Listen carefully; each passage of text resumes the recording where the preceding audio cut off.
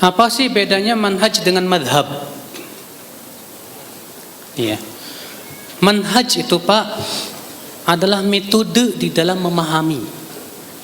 Itu manhaj.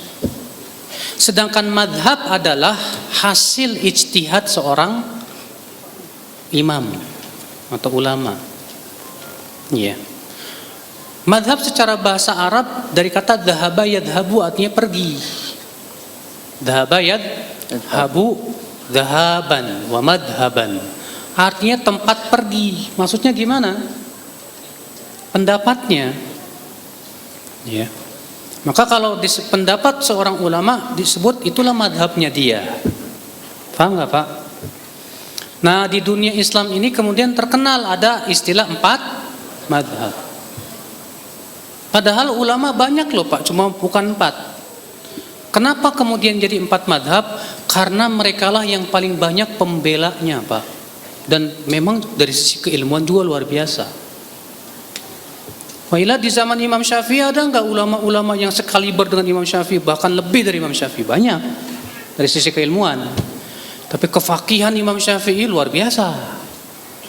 Sehingga ya banyak murid-muridnya, banyak pembela-pembelanya. Di zaman Imam Malik ada enggak yang sekaliber dengan Imam Malik? Banyak, Pak. Bahkan banyak sebagian ulama lebih mendahulukan keilmuan Laits bin Sa'ad daripada Imam Malik sezaman itu. Ya, tapi ternyata yang lebih masyhur Imam Malik karena murid-muridnya yang tersebar dan pembela-pembelanya lebih banyak. Ya. Imam Bukhari kenapa nggak jadi madhab sendiri Pak? Padahal kan namanya masyhur sekali Imam Bukhari kan ya. Iya. Karena ternyata Pak ulama-ulama setelah imam yang 4 itu mereka ternyata lebih merojikan salah satu pokok-pokok salah satu dari madhab itu. Imam Bukhari lebih banyak condong dalam masalah usul-usul madhab itu kepada Imam Syafi'i, Imam Bukhari. Sehingga dikatakan Imam Bukhari itu madhabnya Syafi'iyah. Walaupun beliau banyak juga menyelisihi madhab Syafi'i. Karena tidak ada satupun ulama madhab yang fanatik kepada madhabnya.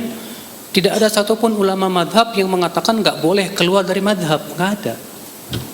Imam Nawawi, beliau terkenal madhab Syafi'i, tapi beliau menyelisih madhab Syafi'i dalam masalah daging unta. Imam Al-Khattabi, terkenal beliau madhab Syafi'i, tapi beliau menyelisih madhabnya sendiri dalam 119 permasalahan. Ibnu Hajar Al-Asqalani, terkenal beliau madhab Syafi'i, tapi antum baca dalam Fathul Bari, banyak sekali, seringkali beliau menyelisih madhabnya, karena adanya dalil yang menurut beliau lebih kuat dan lebih rajih. Ya. Terus kenapa ulama-ulama dinisbatkan kepada madhab? Mereka dinisbatkan kepada madhab karena mereka lebih merojihkan pokok-pokok madhab. Karena dia merojihkan pokok suatu madhab, dinisbatkanlah kepada madhab itu.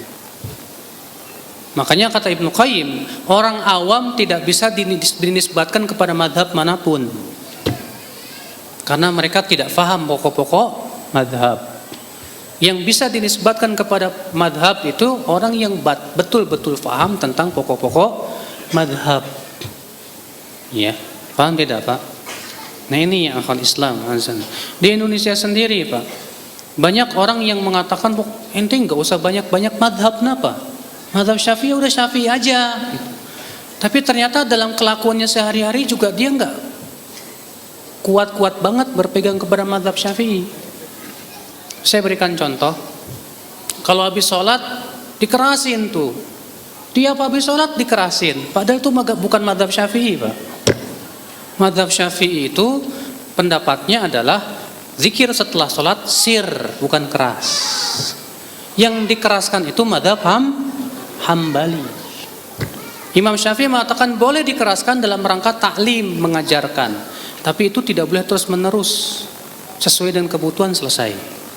Sementara di Indonesia yang mengaku madhab Syafi'i malah melakukannya terus menerus. Jadi dalam masalah ini boleh dong pindah dulu kepada Hambali? Ya nggak apa-apa. Kalau buat mereka nggak apa-apa, buat kita nggak boleh. Itulah aneh. Ya.